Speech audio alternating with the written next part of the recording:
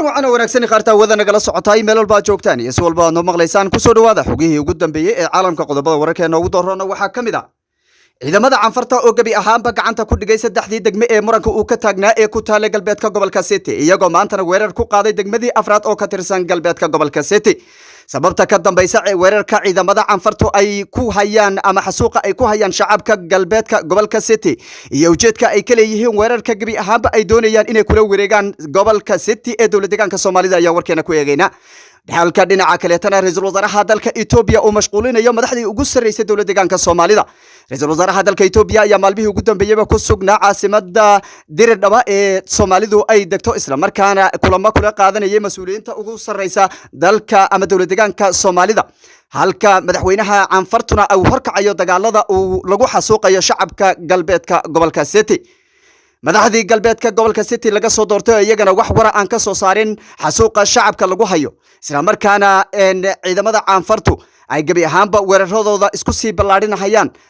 gabi ahaanba galbeedka City iyo dhamaanba deegaanada dhaca dhinaca deegaanada canfarta ee dowladda deegaanku uu la leeyahay waxaan dhinaca kale eegi doonaa sababta ka dambaysa iyo sidoo kale sababta ay madaxda ugu sareysa dowladda deegaanka ay u aamusan yihiin ee wax wara aysan uga soo saarin xasuuqa halkaasi ka taagan waxaan dhinaca kale warkeena eegi doonaa dowladda federaalka ee Soomaaliya oo sheegtay inay weerar gabi ahaanba ku qaadi doonto maamulka koonfur galbeed oo saxiixday dalka Itoobiya isla markaana ciidamadii ugu badnaa ee Itoobiya ka socda ay gudaha koonfur galbeed ay ku sugan yihiin waxaan dhinaca kale eegi doonaa ujeedka dowladda federaalka iyo sidoo kale diyaar garowga madaxweyne Cabdicasiis Laftagareen uu ka sameeyay arintaasi ayaan warkeena si toos ah u eegayna guddiga doorashooyinka dalka Kenya oo natiijooyin hordhaca ka shaaciyay doorashadii iyo cidda ku guuleysatay ayaan sidoo kale warkeena si toos ah ugu faahfaahinayna qodobadaasi iyo kuwa kale faahfaahinaya dadkeena kaga bogan doontaan waxaana studio ay gula sugan saaxiibkay waxaana oo isha ku haya xaaladihii ugu dambeeyay ee dalka Itoobiya iyo gabi ahaanba caalamka waxaana soo aad ba maasantahay sintaag ku bilownay xasuuqa ee ka socda galbeedka gobolka City ee dowladda deegaanka iyo xaaladda ka taagan halkaasi bal adoo noo soo koobaya waa sidee xaalka degmooyinkii gabi ahaanba ay la wareegeen canfarta iyo sidoo kale degmadan Maizo ee iyadana maanta weerarka iyo dagaalka uu ka socday ciidamada canfarta ay ku hayaan maamulkii laga soo doortay deegaanadaasina wax wara aan laga haynin bal xagee ku dambeeyeen maamulkii dagaalku see xaaladda iyo gabi ahaanba dagaalada halkaasi ka socda waa sidee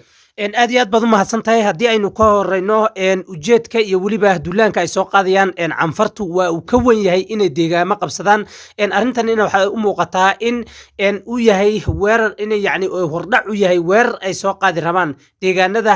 canfarta iyo axmaarada iyo weliba oromada oo iyagu mid walba dhaliilooyin iyo weliba eedooyin hore iyo utun hore u qabo dowladdeegaanka Soomaalida iyadoo dhanka kale dowladdeegaanka Soomaalida ay dhibayaan ururadii argagixisada oo haatan bal la sheegaya in ciidamadii ugu badnaa oo ka tirsan ururka argagixisada al-shabaab la soo dhoobay dhanka xuduudda gobolka Shabeelle uu la wadaago gobolka Hiiraan taasi oo u muuqata iyaguna inay weeraradoodu haatan ay si toos ah u soo qaadi doonaan waxaa ta kaleeto oo meesha musiibada ka taagan ay tahay sintaagow ra'iisul wasaarihii dhannaa ee dalka Itoobiya ayaa ku sugan magaalada Jigjiga kaasi oo gabi ahaanba aan warbaahinta dalka loo ogolayn in ay ka hadlaan dhibaatada ay canfartu ku soo qaadayso gudaha dowladdeegaanka Soomaalida waxayna u muuqataa in axmaarada iyo weliba maamulka ugu sareeya dowladda federaalka Itoobiya ay arintan wax ka ogyihiin ujeedka dhan ee canfartu ay leedahayna waxa weeye in dowladda deegaanka ay ku abuurto khalkhal iyo weliba tashuush taasi oo u saamixi doonto ugu dambeyn in dowladda deegaanka Soomaalida awoodeeda la muquuniyo isla markaana cagjar haatan uu ku yacni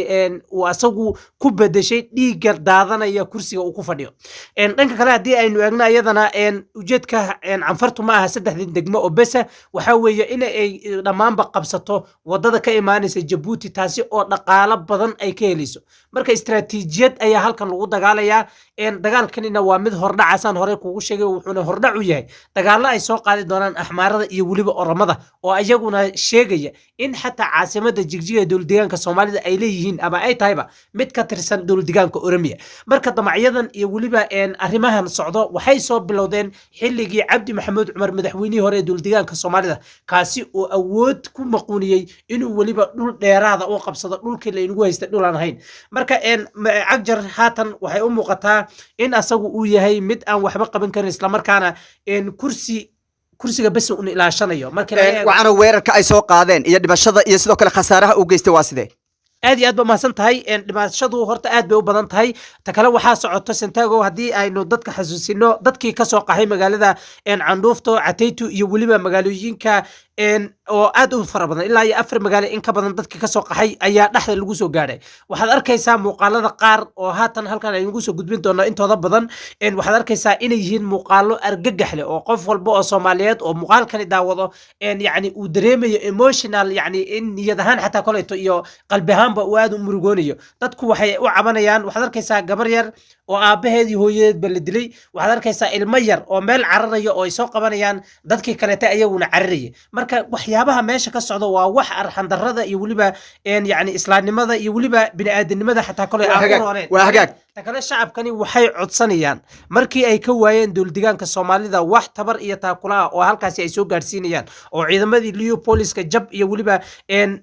يعني جب بلارن لو غارسيو لا arkay xataa gawaaridii ciidamada Leopoldska ay lahaayeen oo anfartu ay haysato muuqaalada ay soo duubayaan TV-yadooda ay tibinayaan marka daawato yani waad arkaysaa argagax bay leedahay shacabku waxay ka codsanayaan dadka dowladdeegaanka Soomaalida ma hadlayaan dadka la rabo inay mudaharaadyo sameeyaan inay u kacaan rabo waa dadka wadanka dibadiisa ku sugan maadaama dadkii dowladdeegaanka Soomaalida iyo warbaahintii iyo waliba qof kasta oo wax ka soo qor halkaasi inaysan gabihaanba loo ogolayn oo la raadsanayo waliba xabsi la gelinayo marka nidaamkan meesha ka socdo waa mid dowladdeegaanka Soomaalida iyo waliba dowladda federaalka isla ogyihiin takale hagaag aan su'aal hadan halka ka weydiiyo mas'uuliyiintii laga soo doortay deegaanada hadda ay canfarta weerarka ku soo qaadeen xagee ka bixin santago horta nin kursi ilaashanayo kollaba oo madan qarayo dadkiisa la dhamaynayo taasi ha ka sugin ragan haatan kuraasta ku fadhiyo marar badan oo dadkaasi duulaan lagu soo qaadeen ogeyn wixii ka socday magaalada Garbaciisa markii la qabsanayay canfartu ay qabsanaysay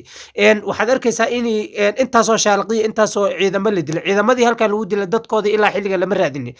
taasi markay dhacday ciidamada Leopoldska waxay sameeyeen gabi ahaantoodba hubkii intay iibsadeen bay Soomaaliya galeen waxaan ognahay qaar ka badan taliyaashi iyo waliba saraakiisha ugu sirtirisay xilligaasi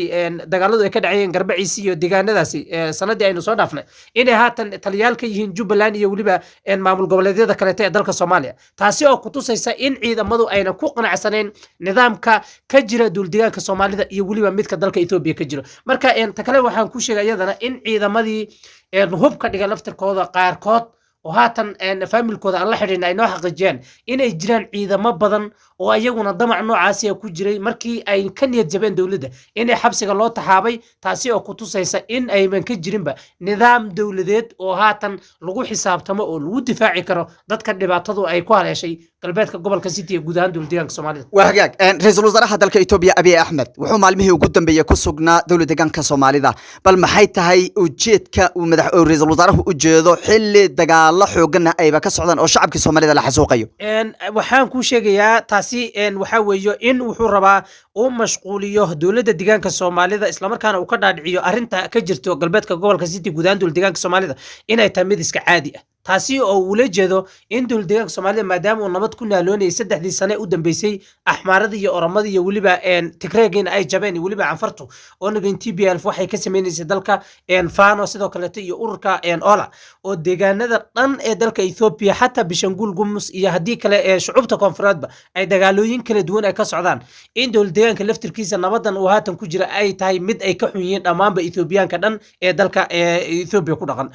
arinta kale iyadana meesha ku jirto waxa weeyo in Abiy Ahmed uu rabo in yani عجر ودهو لaba mid dooro hadii aad duulaan ku qaado canfartood dhamayso oo ciidamadan aad ku fasaxdo dagaalka la qaado in aad kursigaada waayeyso oo qof kale toona soo doortay oo dhibaatooyinkan dhanba ka aamusaya aan keensanayo marka meesha yeedis ba ka jiro ma jiro qof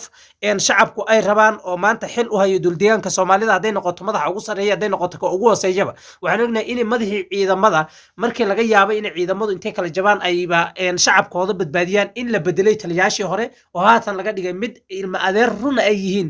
madaxweynaha dowladdeegaanka Soomaalida taasi oo ku tusaysa in yani waxa nidaamka dhan ee dowladdeegaanka ka jiro uu yahay mid nin jeclaysi iyo waliba ku fadhiyo in kursi uu lagu ilaashado bas waa hagaag dhinaca kale to ra'iisul wasaaraha waxa la sheegay in tulli guleed uu tagi doono tulli guleedna magaalada Jigjiga waxay u jirtaa in ka yar 50 kilomitir bal xaalka uu halkaas u tagayo maxay tahay ujeedka ra'iisul wasaaruhu uu la booqanayo degmooyinka magaalada Jigjiga ee ka tirsan gobolka Faafan هسه أكتوبر رئيس الوزراء هسه لفتركيس عقب بدن كم فرديه وحود ديارسنا يا إنه دولار يولي بهانتي وكسم يستأنتوا لكتير قدنك waxaan taa ku tusaysaa tuulo guleed waa meesha kelita ee haatan dhibaatooyinna way ka jireen laakiin waxay leedahay waa dhul aad beeraley u ah waxaan ogeyn maalmihii ugu dambeysay ra-iisul wasaaruhu inuu meel walba uu tago dagaal ka socdo inuu geedo abuuro geedana meesha looguma fadhiya waxa weeye in meesha jabhadahan iyo dagaaladan ka socda dalka in la kala xaliyo ee qowmiyad la isku dagaalayo marka nidaamyo noocaasi ayaad moodaa haatan in uu wax danihiisa ah unba haatan ku wataa moogiye dana shacbiga Soomaaliyeed ra-iisul wasaaruhu uma jeego ama uma joogaba dowlad deegaanka Soomaalida daawadayaal dhibaatada halkaasi ka socota galbeedka gobolka City ee dowlad deegaanka Soomaalida wararkeena dambe ayaan idinku soo gudbin doonaa haddii aan eegno dhinaca kale ee maamulka koonfur galbeedna waxay shaaciyeen in ay xiriirka u jareen dowladda federaalka ee Soomaaliya halka dowladda federaalka ee Soomaaliyana la sheegay inay qorsheynayso weerar ka dhan ah ama dagaal ka dhan ah maamulka koonfur galbeed ee uu hogaamiyo Cabdicasiis Laftagareen oo doorashadiisana ay soo dhowdahay Cabdicasiis Laftagareenna ciidamadii ugu badnaa ayuu Itoobiya ka kaxaystay halkaasi oo la sheegay in ay magaalada Baydhabo iyo agagaarkeedaba ay joogaan ciidamo aad u tiro badan oo ka socday dalka Itoobiya oo iskugu jira kuwa dowlad deegaanka Soomaalida iyo ciidamada militariga ee dalka Itoobiya waxa mar labaad su'aalo ka weydiinay Maxamed Wacane oo isha ku haya xaaladihii ugu dambeeyay ee koonfur galbeed iyo xiisadda ka taagan dalka Soomaaliya waxaana mar labaad soo dhawow maamulka koonfur galbeed waxay isla saxiideen heshiis dalka Itoobiya ciidamadii ugu badnaa ayaana halkaasi jooga dowladda federaalkana waxay sheegtay in aysan indhaha laga laaban doonin oo weerar ka dhan ah Cabdicasiis Laftagareen lagu qaadi doono waxay sidoo kale maamulka koonfur galbeed ay sheegeen garoonka diyaaradaha magaalada Baydhabo in aysan ka soo degi karin diyaarad aysan iyagu ogeyn waxa ay wado iyo ujeedka ay u socoto taasoo micnaheeda ay doonayaan siyaasiyiinta maaragtay khalkhalka gelin kara maamulka koonfur galbeed in aysan ka soo degi karin magaalada Baydhabo iyo sidoo kale wafdi ka socda dowladda federaalka oo markaasi aysan ogeyn maamulka koonfur galbeed xaalku waa sidee aad iyo tan iyo intii lagu dhawaaqay xukuumadda jamhuuriyadda federaalka Soomaaliya ee madaxda ka yahay ra-iisul wasaare Xamse Cabdi Barre waxaa soo baxayay in maamulka koonfur galbeed ay qorsheynayaan xiriir ay la yeeshaan dalka Itoobiya gaar ahaan dowlad deegaanka Soomaalida iyo ayagana waxaan ogeyn in shirar badan ay lahaayeen oo xataa taliyaha ciidamada lugta ee dalka Itoobiya uu soo gaaray magaalada Baydhabo iyo waliba Kamiliyo Poliska faahfaahimo dheeraad oo halkaasi ka soo baxay waxay sheegayaan in Cabdicasiis Laftagareen gabi ahaanba uu xiriirka u jaray dowladda federaalka Soomaaliya taasi oo haatan Sheekh Muxtaar Robow iyo waliba wasiirka gaashaandhigga ay qorsheynayaan in ay ciidamo fara badan keenaan gudaha magaalooyinka Baydhabo iyo guud ahaanba gobolka koonfur galbeed oo u muuqata in ay haatan ayaguna halkaasi dagaal ay ku qaadi doonaan laakiin arintaasi gabi ahaanba waxaa ka arrimsaday wasiirada maamulka koonfur galbeed oo iyagoo intooda badan isku raacay in ay haatan ka maadaama dowladda federaalka ee Soomaaliya xukuumadda laftirkeedaba aan lagala tashanin dhismaheeda dhinaca wasaaradaha ay haatan ayagu danahooda maadaama ay ka waayeen dowladda federaalka Soomaaliya in ay haatan isku tashadeen isla markaana cid kasta oo haatan ay ama meel kasta oo dhaqaale ay ka heli karaan ay u raadsanayaan waana arinta keentay in Cabdicasiis Laftagareen uu gaadho dalka Itoobiya halkaasina uu kulamo kula soo qaato madaxda ugu sareyso guud ahaan dalka Itoobiya marka xiriirkan iyo waliba heshiisyadan hordhaca ee iyaga iyo dalka Itoobiya ay soo yani ay ku heshiiyeen waa mid hordhac u ah doorashada koonfur galbeed ka dhici rabto bilaha nagu soo aadan oo ay rabaan in ay awood ku maquuniyaan isla markaana mar labaad la soo doorto Cabdicasiis Laftagareen heshiiskan ma la dhihi karaa Cabdicasiis Laftagareen wuxuu uga gol leeyahay oo kaliya in uu kursiga mar labaad ku soo noqdo ma la dhihi karaa طبعا ونقول كراه وحنا نقول كراه إن دولة فدرالك الصومالية وكربوا إنه كهله الليستي إن أجيران إنه كهله إن talooyin inuu ku yeesho wasaaradaha iyo sidoo kale wax kasta oo laga qabanayo dalka Soomaaliya iyadoo in mashruucyo badan oo la rabay in laga fuliyo maamul goboleedka koonfur galbeed in gabi ahaanba la maasuqay oo ay ugu horeyso kuwii abaaraha iyo waliba musiibooyinkii ka dhacayay deegaanadaasi oo ognahay inay yihiin kuwa markii la fiiriyo guud ahaan dalka Soomaaliya kuwa ugu abaartaas ay saameynta dhibaatada iyo barakacyaashu ay ugu badan yihiin marka arintaasina gabi ahaanba waa la maasuqay dhinaca kaleetana guddiga doorashooyinka ee dalka Kenya ayaa shaaciyay natiijooyinka si hordhaca cidda ku guuleysatay kursiga ugu sarreeya waxayna u muuqataa tirada la tiriyay inuu ugu horeeyo ra'iisul wasaarihii hore ee dalka Kenya Raila Odinga isla markaana xisbi ama xisbiga qofka ugu tartamaya xisbiyadan isku tagay ee Azimia waxaana idin soo gudbin doonaa xogaha la xiriira doorashadaasi iyo ku dhawaaqista oo xisbiga doorashooyinku hadda ay diyaarinayaan saacadaha soo socda in lagu dhawaaqo xisbiga azimiyo ayaa waxaa u muuqataa in iyagu talada dalka 5 sano ee soo socota ay qaban doonaan iyadoo hadda natiijada Raila Odinga uu ku hogaaminayo in ka badan 500 oo kun oo cod taasi oo u muuqata in gabi ahaanba la soo gabagabeeyay tirada codadka ama doorashadii la doortay ama cidda maaragtay ku soo baxaysaba isaga ay u muuqato inuu noqonayo waxaan idin soo gudbin doonaa xogar rasmi ah oo la xiriira arintaasi wararkeena dambe ayaanad kaga bogan doontaan tan iyo kulanti dambe daawada waxaan idinka tegaynaa amaana Allah